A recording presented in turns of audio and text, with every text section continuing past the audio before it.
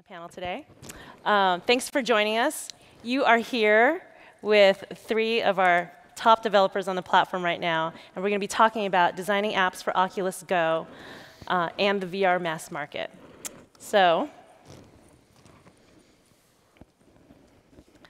we have Melissa from FarBridge, Paul Raphaël from Felix and Paul, and Ben Samuels from MelodyVR. What we want to do is introduce you to each panelist and their VR work, so we'll show a short trailer after each person has a chance to introduce themselves. Melissa? Hi, everyone. My name is Melissa Swanepoel, and I'm a producer at FarBridge. I got my start in VR by showing up at local community meetups in VR for Austin, Texas. And before that, I was coming from a background of independent film and live television production. And the community is really what drew me in, so here I am. All right, so here is the first project that Melissa worked on.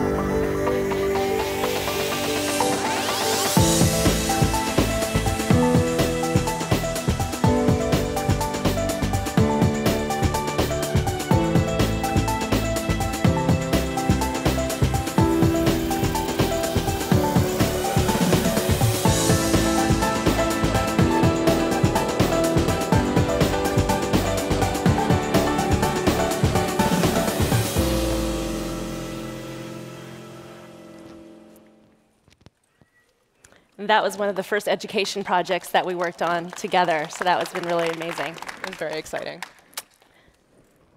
Next up, we have Paul Raphaël. He's one half of the Emmy Award-winning Felix and Paul. So yeah, I'm the co-founder and creative director at the studio. Felix and I have actually been working together for almost 15 years now. The studio is 5 years old. Before doing VR, we started off as traditional filmmakers, music videos, commercials, slowly transitioned into immersive media, installation art, interactive, done stuff with Cirque du Soleil, Moment Factory, companies like that.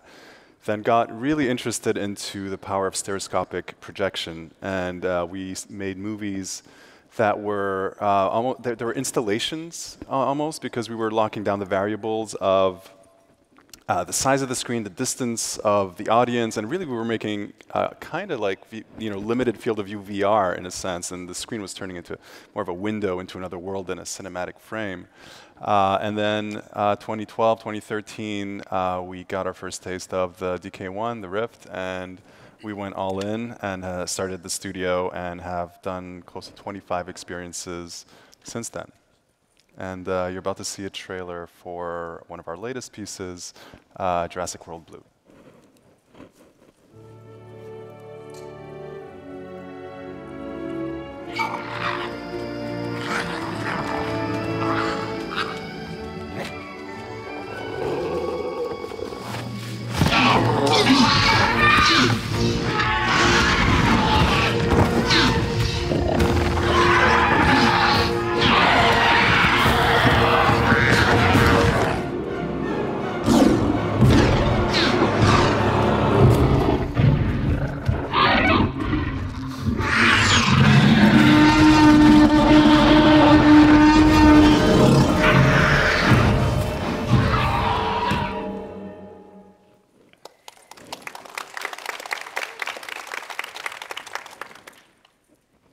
And finally, we have Ben Samuels from MelodyVR. MelodyVR is a VR music platform that has secured partnerships with all the major music labels, which is quite a feat, and has raised over $25 million in funding thus far. Ben, maybe you can tell us about your journey.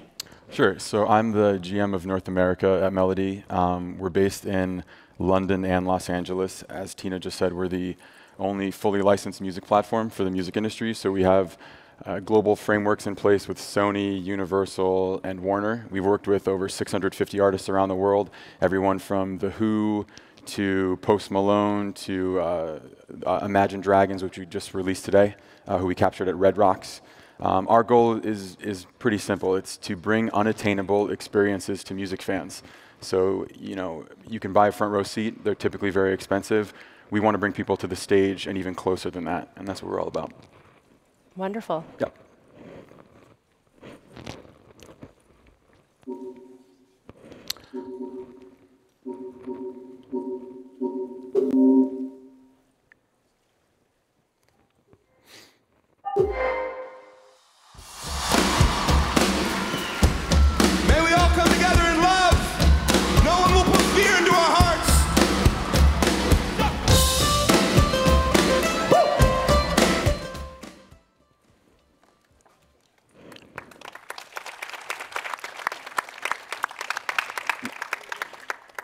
So we're going to cover 3 areas today. The first section will be focused on the process, and our panelists will be providing you with some of their learnings on the design and technical side. And then we'll jump into the business, so they can share with you how they went about partnering with music labels, big media brands, education companies. And then we'll also jump into some marketing tips, since I'm sure you'll want to have a sense of how they went about getting downloads and being an app that's appealing to mass market. And finally, we'll ask them what they have their eyes on for the future, what they see coming for VR, and where they see some of the opportunities for the future in VR being. And after that, we'll have a short 10-minute Q&A session. So I'll signal to you when the last question is being asked, and we'll ask you to go and stand by the mics. So jumping into the design process, I'd love to hear from you. What were some of the most surprising things about developing for Oculus Go and developing for VR? I think one of the fantastic things about the Go is just how portable and lightweight it is. And so that made it really easy for us to just put it on someone's head really quickly. There's nothing like no fiddling around with phones, no getting them to sit down at this big expensive computer. It was just, hey, we want to show you something, give us your first feedback, plop, you're in. All right, you're out. What can we get back from you? So it was really easy to get feedback in that way just because it was so mobile. Mm-hmm. Paul? I think what was really amazing was, and I didn't think about that before the Go came out. I thought, oh wow, this is going to be affordable and great. And I was actually surprised at how about the performance. But when it came out, or when it was about to come out, the question I would always get before the Go was, I'd show an experience to a friend or at an event or wherever, and they'd be like, "This is amazing. How do I get this?" And then the answer was really convoluted every single time. It was like, well, what kind of phone do you have? Okay, well, if you had, great, you have a Samsung phone. Okay, so you need to get a Gear VR, but well, hold on, which kind of, don't get this model, get that model, or forget the phone conversation. Oh, you can get a Rift. What kind of PC do you have? And it's like very quickly, I would lose them. And some people would really follow and take notes and get through it. Now the answer is simply get a Go. And then I could say a few more words about what other devices would, what the different advantages and specs are. But then I can let them do the research and just kind of let them do their own research. Kind of set them off with the Go as the kind of the gateway drug, so to speak, for VR, and that's been huge. From a development experience perspective, what was surprising to you about maybe the performance? Mm-hmm. What did you have to do that was different than what you did before? Not much. Okay. I mean, basically everything we had released on Gear VR was pretty much plug and play. I mean, we had to do some rewriting of some things just in terms of the APIs and things like that. But it was pretty damn straightforward. Performance was on par with the highest end Gear devices. And in fact, with what John Carmack's been doing lately for 360 video, it's really specifically optimized for the hardware of the Go. We can get really, really amazing 5K footage. So we've actually in collaboration with John, we created a custom, because we've been creating custom versions of our players for a long time to kind of circumvent some of the limitations of how much pixels you can actually put on screen. So we made a new version of our player using John's code that we released for the first time on Jurassic World Blue. So that's just amazing. We're getting as good, if not possibly better resolution on the Go than on Rift right now. So we need to go back and get to, up our game on the Rift side. But that's pretty amazing. Yeah, that is surprising. Yeah. So I think one question that could be really interesting is when people get started in the development process, they get really excited about the project, and sometimes they forget about maybe technical point of views that they should consider. So if you were to provide any advice around something that's important to think about early on and not overlooked, what advice would you have around that? So I think that it's important that when you're starting to think of your next project, you're conceptualizing it, that you're also starting very early on to make the decisions from the design standpoint that include more people than it excludes. What I mean by that is accessibility. One of the things that we try to emphasize in our educational VR is making sure that you can have the least amount of motion and still get a really engaging, really just entertaining experience, so that you're keeping people who want to learn in it longer so they can have that aha moment. So things that were interesting to us were the issues of mobility, both in the VR experience and also like the person who is the user or experiencer. When we first started doing Masterworks Journey Through History, we were on the Rift, so you could like walk around. We had this one cave enclosure experience in Mesa Verde, and it's beautiful. Like, you can walk up to it, you can crouch down, you can sort of shuffle further in. There's this very narrow place where you can sort of squeak by. But it requires a lot of physical mobility to get that experience. So we went through like 5, maybe 6 iterations of motion to make it something that was enjoyable and engaging and worth experiencing, even if you're sitting down, if you're like maybe perched up in a bed, you're recovering from something, maybe you don't have the ability to bend down or it hurts to bend down. I remember at one point we were testing mobility in Masterworks and like motion through it. And I had hurt my back. And I wanted to get through this one place, and I was like moving, and we talked about it, and we realized that like you have to make it in such a way that you can control where people are so that they're not clipping through the experience, and also that you can give them the variable height that feels natural to the space that they're in, so that they can look up but not feel like they're this close to the ceiling and maybe have a claustrophobic experience. So there was a lot of iterating on that, making sure that it was the most comfortable experience for as many people as possible, and then also just trying to make the menu as clear and easy to navigate as possible. And just you want to make sure that the people that you're inviting into the virtual world that you're creating are having an easy access to it from all walks of life. So it sounds like UI is really important, Yes. as well as really framing who you want this to be available for, and it's not just necessarily able-bodied folks. And it sounds like you had some experience with that, so it made you even more sensitive. Yeah, and I also come from a background of having some chronic pain and all sorts of other things. When I'm not busy hurting my back, I also have like flare-ups of pain where it hurts to stand for a long period of time, or it hurts to sit still for a long period of time. So being able to change the position that I'm in and then just recalibrate the experience and keep going is very important. That's great. Paul? You were talking about accessibility. One of the things we've been tackling lately is subtitles in VR, which is surprisingly, words coming to mind, I'm not going to say it, but it's a challenge. And we've been playing a lot with, so for example, to which extent do you want the subtitles to follow your head movement? And the solutions we've come up with so far are we lock vertical position and then we track horizontal. But then depending on the scene and depending on where you're most likely to be looking at, you want to alter the height, you want to alter the depth, you want to avoid geometry, the text going through geometry, and how do you do that when some scenes you've got geometry coming right all the way up next to you? So there's a lot of questions and a lot of challenges there.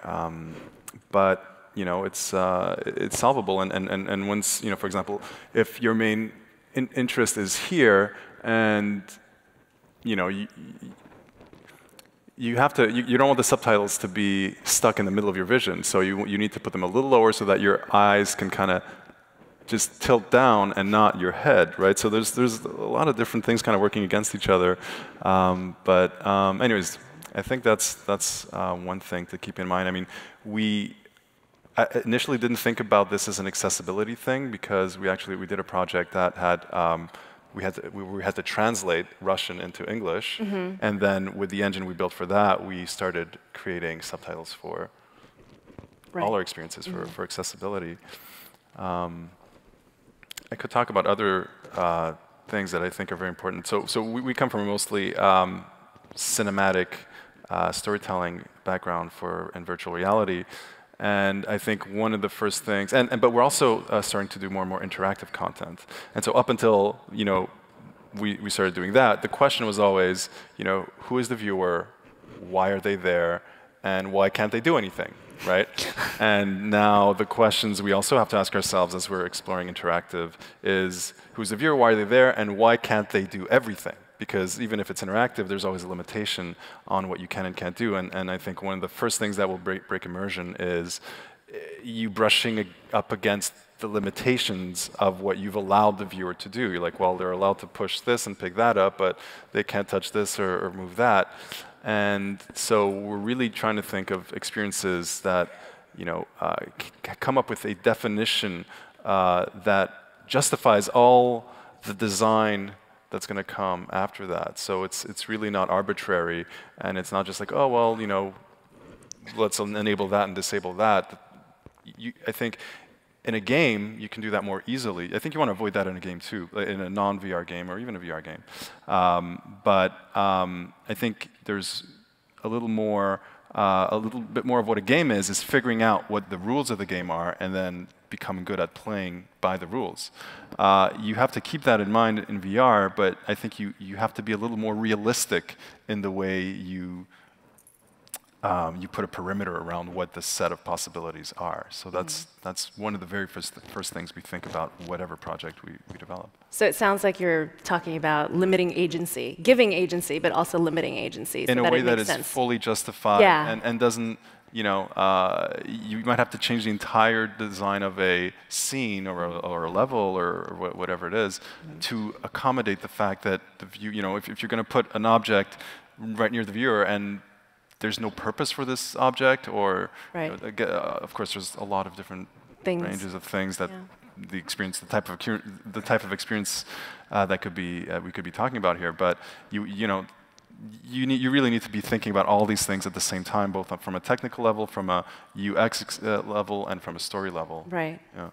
Now, Ben, I know you have a ton of experiences in terms of point of view, because that's what you provide with MelodyVR is a really unique experience, so that if you're in a real concert, you're not just in the front, but you could be behind stage. I'd love for you to address that a little bit in terms of what you think about when you're all filming. Sure. So we had to make a decision early on if we wanted this to be these experiences to be passive or active. And if you think about a concert DVD experience, or if you're actually just at a show, in the case of a concert DVD, someone else is choosing what you're looking at, and you're kind of going along with that. If you're at a show, you're sitting in your seat, you see it from one point of view.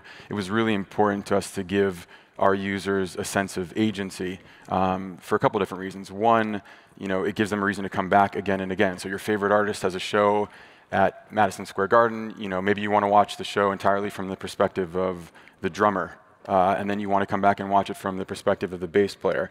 So giving our users a sense of agency was a big learning experience for us, and I think it's important for most VR experiences, but I think that's one of the defining features of our platform. Awesome. So based on what you've learned, how do you push the boundaries of VR today based on these learnings, not just for Oculus Go, but for VR in general? Has that informed what you're going to be working on next and pushing boundaries next? Definitely. One of the things that we've talked about since the very beginning of FarBridge even was how do we get more people in VR, not just as isolated users, but giving them community experiences, giving them community learning experiences. Because most people learn better in social settings because they're forming connections, they're remembering the conversations they had, they remember pointing out something interesting that they saw to their friend, their classmate, their instructor, they're remembering those feedback moments. And so bringing more people into VR together helps it not be as lonely of a place. It can be pretty isolating to be in a crafted world all day. And so we're really excited about the casting that was just announced, because even with Masterworks, we were talking to ourselves like, we're on the go, somebody's in there, we can't see what they're seeing. We want to see what they're seeing. Seeing what they're seeing is like how we learn what they're looking at, what they are most intrigued by, where they're getting stuck. They're maybe around a bend in a pathway and they don't know where to go next. And they're like, I'm at this place. And you're like, describe the place to me. So knowing now that there's going to be casting, we probably don't have to go and build an entire side app. But we're still interested in maybe tweaking it a little bit so that we can have maybe a tablet or maybe even a key leader viewpoint where, oh, everybody look at the thing that I am looking at and it maybe highlights. Or everybody, here's a waypoint, make your way there. We'll have our next moment of discussion there, or we'll have our next group experience there. So bringing people in so they can have these coordinated and social learning experiences is very important to us. And I think it's going to be very important for adoption of VR in general, because the more you can bring people into it, the realer a space becomes. Like, if you build it, they will come, but if they don't come, then it's been built for nothing almost. So you have to have the people there. Yeah. Yeah, I think the natural next step from what I was just talking about would be interactive experiences. The question is, how do we get fans even closer to their favorite artists beyond letting you stand on stage at a show? What is an even more intimate experience that you can have that's typically unattainable? So we've already released things like virtual meet and greet experiences where it feels like you're standing directly next to the artist for a much longer period of time than a standard meet and greet where you're kind of just waiting in a line and you take a quick photo and they shuffle you along. So there's a lot of fun to be had on the interactive side with that stuff. So we're bringing people into the studio. You can actually watch an artist, I guess the life cycle of a song, if you will, them writing the song and experimenting with how it's going to sound all the way through to capturing them on stage. So to give our users a true sense of agency, it's beyond letting them bounce around the stage. It's how do you get them beyond the stage, backstage, on the tour bus, things like that. I love that. So a sense of intimacy. Absolutely. Yeah. So we're going to move on to the next area of business partnering and marketing tips. I know that you've partnered a lot with artists and music labels. Maybe you can tell us a little bit about that journey, because it's not going to be easy as a startup to just start talking to folks and having that credibility. How did you go about doing that, and what lessons can you share with folks here who have an idea about an app and really feel like partnering would be a key piece of having that VR mass market and being really broadly appealing? Sure. So is my mic working? Got it. Yeah. So for us specifically, we were dealing with the music industry, which is a very difficult industry, and we knew that we needed to speak the language of the industry. How do you actually get label executives excited and managers excited and tour managers excited all the way through to the artists? So what we did from the get-go was bring in music industry people to have those conversations. So we have several people at our company from Spotify, people from Live Nation. I used to work for Scooter Braun, who's Justin Bieber's manager. So when we're in the room talking to these people, we're able to understand what it's like to be on the other side of the table, listening to a tech company, pitching them. And I think that really helped us tremendously. So the way that I guess that can apply to everyone else in here who may not have a music app would be hire people that have experience on the side of the people that you're trying to pitch, that you're trying to bring in, because only those people can really speak the language. The technology and pitching the technology can only go so far, but if you can actually understand what would motivate them, how not to scare them away, how to get them excited, I think that's the real key to making those relationships work. Awesome. And Paul, obviously, you've worked with so many brands. Like, how did you go about getting the credibility? And we were talking earlier, you're like, not everybody knows who Felix and Paul is, right? Even now. Did you say what? Did you not hear me? Sorry. Did I say what? No, so I was saying that when we were talking earlier, you were saying that maybe everybody would think that when you approach people, everybody knows who Felix and Paul is, right? But even still today, it's something that you have to explain to folks, like, here's what we do. How do you build credibility? Yeah, How the do you thing is that, once you're out in the real world, people have no idea who the hell we are. What you said is absolutely crucial. Like, you need to have people in your team who know whichever market you're addressing, if that isn't yourself as a founder or as a member of a team. I think what's kind of amazing about VR today is if you have that and you have a good idea, you can pretty much, there is a much, I think, bigger possibility with VR to get in front of people you'd think you wouldn't otherwise be able to. You want to curate what you show them.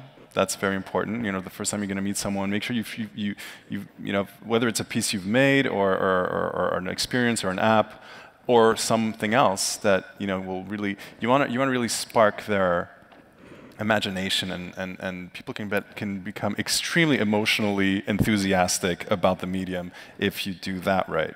So having people that are from the field really coming in, well, obviously having the good idea, and showing them the right piece of content has usually been the strategy to getting, you know, these, whether it's someone or a brand or a studio or whatever it is, you're a partner. I think those are pretty key. And again, go for it. I mean, I think don't assume you can't, because I mean, when we started, and even today, like I said, you know, we'll go meet someone and they have no idea who we are, so that doesn't really play into. I mean, of course, having done all the work we've done and all the pitches, you get better at pitching. I think that definitely happens, and of course your portfolio helps, but it's not everything, and I think you can do some pretty wild things just because it's VR today still, and so yeah. Yeah. And Melissa, I know you have relationships with institutions, right? So yes. That is also something, with an institution, often you don't know where to start because it's so big. Yeah, so after we did Masterworks Journey Through History, we ended up doing a project of a very similar nature for the Smithsonian Institute. And it was very interesting starting to talk to the team that was handling and like liaisoning with us, because they started off our conversation being like, look, we don't do VR. We're not tech heads. Speak English. And we were like, we are speaking English. And then after that call, we were like, we did not speak English. And we sat and we talked about it, and we actually had like a team meeting of like, we have to put on our instructor hats for this and make sure that when we're going into this, we're not lecturing people on what is happening, but we're providing them the puzzle pieces so that they can start to put together these disparate ideas and get a bigger picture of what we're talking about. So we sat down and we drafted a 10-page "What is VR" document, and it outlined sort of like the early history of it in very simple, quick summations. And then we also like made tiny little graphics of like, this is mobile VR, this is tethered VR, this is what's maybe on the horizon, this is the difference between AR, VR. Just to put it down in terms that were very simple and very accessible, and we attached that to our proposal. And it worked, because if you approach people where they are at, like lots of people either don't know what VR is yet, or they know what it is, but they think, I can't do that. My company can't have that because I don't understand that, or there's this barrier of knowledge that I have to get through. There's a gate, and you have to break that down. VR is early enough in its lifespan so far that we need to, as the people with the content and the development teams, we also have to be like the first ambassador for this experience. So if you go to a company that maybe doesn't have any VR like in ways yet, and you talk to them and you bring it to their level, suddenly maybe you have a new partner, maybe you have a new business opportunity where, oh, I didn't know that my bouquet company for weddings needed a quick VR app, but maybe it does, and you've brought it to me. So it's all about meeting people at the language level that they are at and communicating those ideas very clearly and very respectfully, because maybe like you'll meet people that have no idea what this is about, but that doesn't mean that they're not an expert in the field that they're at and that they are ready to connect with you at that same level. So it sounds like very similar things across, putting yourself in their point of, their shoes, right? Their point of view. What is it that they care about? Yeah. What is it that they know? And how do you get them comfortable, right? So having people in your industry know their industry, that makes them comfortable. Being able to really explain, here's what VR is about, and meeting folks where they're at so that they're not feeling talked to, but that they're feeling like they're a part of the process and onboarding them. Yeah, bringing people into the fold as opposed to being like, I'm on a stage talking at you, but it's more like, hey, what are your questions? Let me assuage your doubts. Let me take the fear out of this new thing for you, because it's an exciting thing, and we want you to be part of it. We want everybody to be able to opt into virtual reality and creating these new worlds. The more people we have making these new worlds, the more real they will be. Okay. So what are some of the marketing strategies and business decisions that you make about the projects you take on? I know for Masterworks, you had to select what sites you wanted to highlight. For Felix and Paul, you get to choose whether you want to hang out with President Obama or whether you want to go hang out with Jurassic World. You go into fiction and hang out with dinosaurs. Like, how do you go about choosing what's next and what's going to be attractive to a wide audience, right? So what are those decisions that you make around how will I market this, and how will I engage people based on the IP that I'll be working with? So for us, the artists themselves are the greatest marketing asset we could ask for. They have very engaged Instagram and Twitter and Facebook following. So when we create something with them and we actually show them the final content, usually a couple things happen. First, they scream with excitement because they're actually seeing themselves from this outside perspective, which is sort of like a Twilight Zone experience for them, but they love it. And then that actually helps us get them to be motivated to post on social media. And we'll create assets that they can share on social. I mean, the biggest challenge for all of us on the marketing side is we're marketing on one medium, and we're trying to get them to hop over to this other medium that requires other hardware. So the way that we've counteracted that is we built an iOS preview app. So we just did something with Post Malone, as I said, and he posted a link to a couple things. One was a website we created for him where you can actually see preview 360-degree content. So there's actually some place people can go directly from his social media. And then we also have him direct people to the iOS app where if you can just pick up your phone and it's a little bit more immersive. Hopefully, more and more people have goggles, they can experience it as it's intended. But that's the big challenge, and the artists themselves have been helpful in sort of bridging that gap.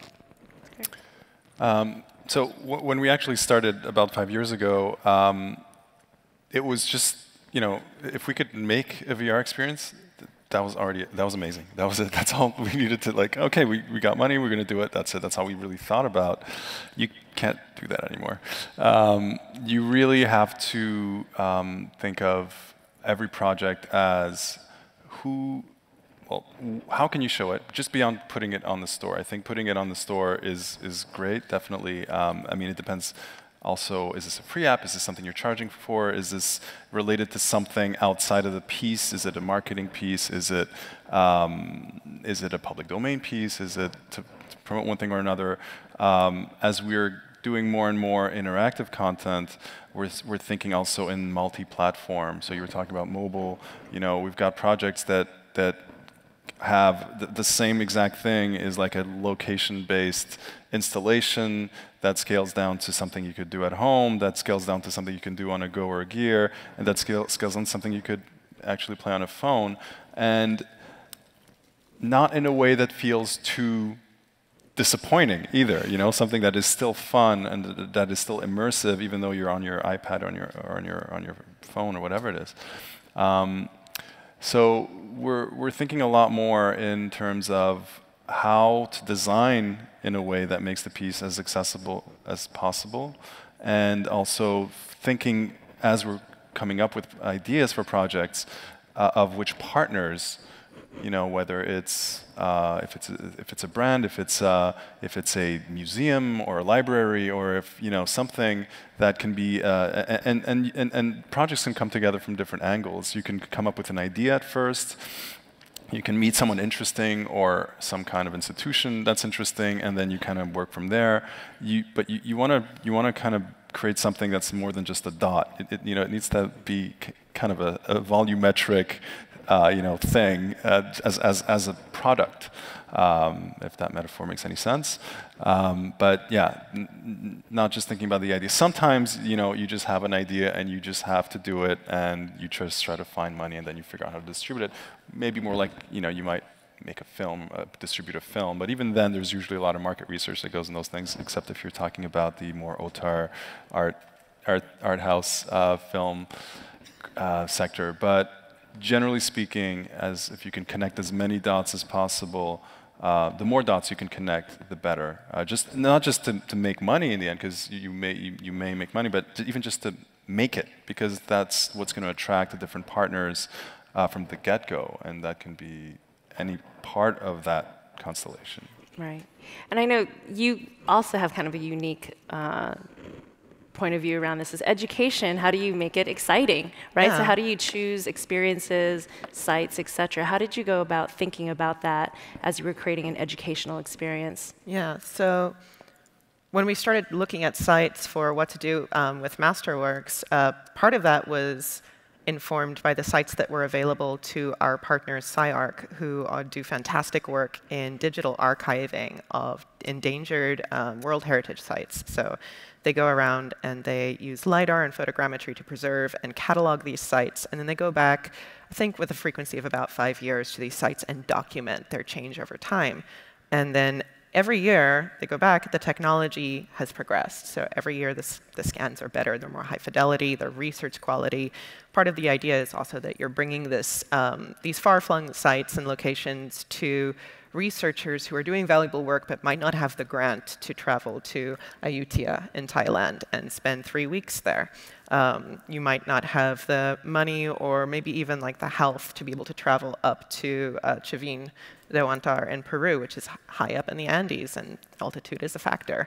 And so we were looking at these sites. They have a wonderful database of sites to pull from, and we wanted to pick places that were far enough away from each other that has sort of a commonality to them of some sort of environmental factor that was affecting them noticeably.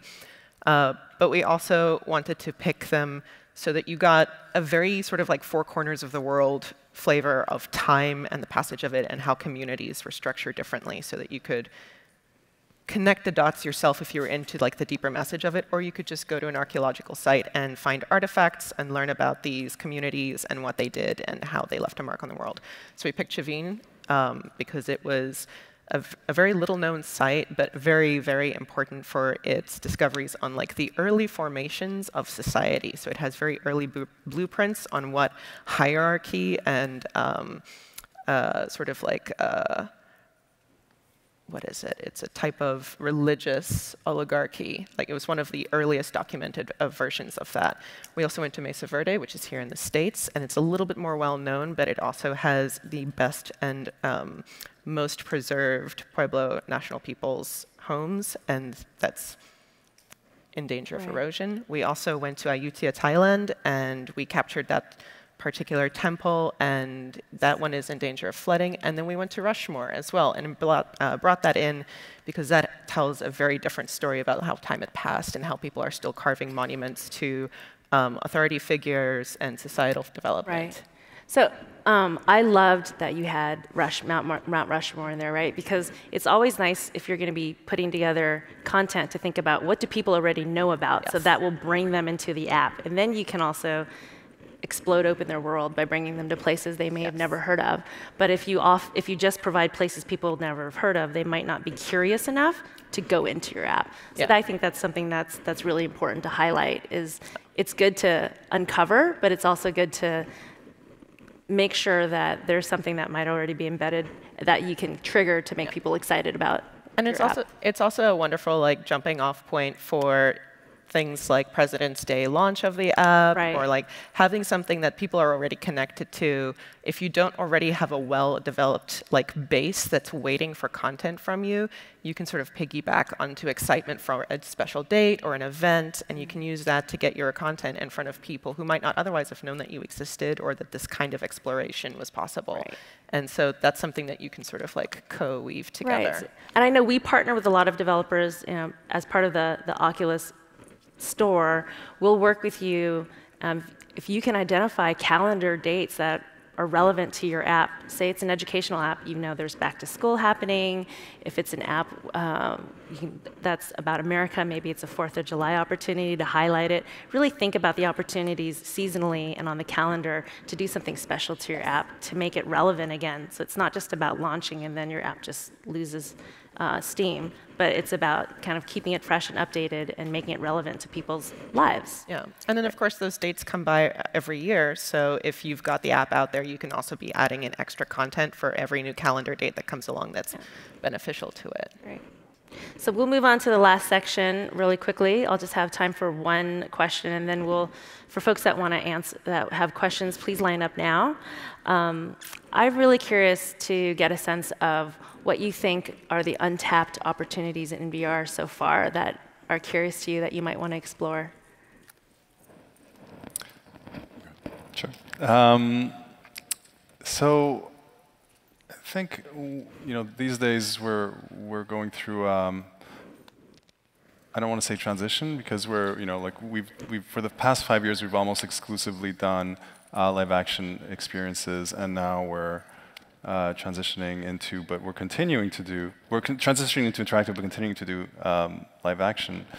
And I think that there's a lot right now. So right now there's only one way to really have a person in VR and for them to look like a real person, and that's to film them. There's better and better volumetric capture, but that still gives a flavor to the image that is not quite photorealistic. So we're doing a lot of, we're pushing cinematic further. And now we're also exploring interactive. And usually what we do when we're doing interactive is we go in a completely different direction. We mostly avoid humans altogether. Now that doesn't necessarily mean we go into a cartoony aesthetic, but it's definitely not, the goal is not to try to replicate reality, but to create something else. And I think that's, again, about leaning into the strengths and away from the weaknesses. And really a lot of thought about what it really means for something to be interactive. And when we're telling a story, it's really more about the characters in the story, and you're a witness somehow that's more or less present. I mean, presence is like the most important thing, but you're more or less an active part of the experience. In fact, you're by definition not active in a linear piece, but just by your positioning in the story, you can be more or less a part of that story. When we're doing an interactive piece, really the question is, okay, well, this is less about what's happening, and it's a lot more about the viewer or the player or the audience. And so it's a lot more about the mechanics of what they can and can't do, and how that is bringing on the emotional journey. So I'm answering the question, I see the future here, and that's kind of where you're looking? Where I went, and I'm completely disregarding the actual question.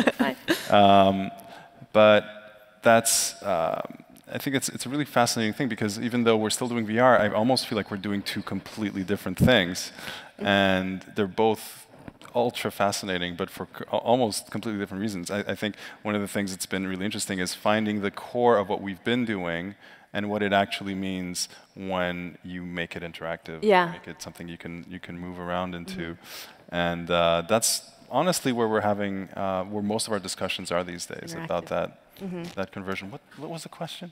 No, it was what boundaries, right? So it sounds like you're focused on your futures, seeing how you go from where you are now to more interactive experiences. And how about for music? Yeah, so speaking of untapped things, a big priority for us, and I guess everyone in VR, is social. The challenge of virtual reality is it's typically an isolating experience, and when it comes to what we're doing, which is putting people on stage at concerts, one of the best parts about attending a real concert is you're standing next to your friends, and it's a social experience. So we're really excited to see where social continues to go. We want you to be able to bring your friends into the experience and talk about a song, and do our best to kind of replicate that feeling of camaraderie you get when you're at a real gig. And then to go along with what you were saying, for a long time the priority for us was capturing just gigs, and now it's increasingly becoming about what I mentioned earlier, these interactive, more intimate experiences with artists. And so we're really excited about some of the stuff we're going to release in the next year in that area. So I'm going to hop to questions. We don't have a ton of time left. We probably can take 2 questions.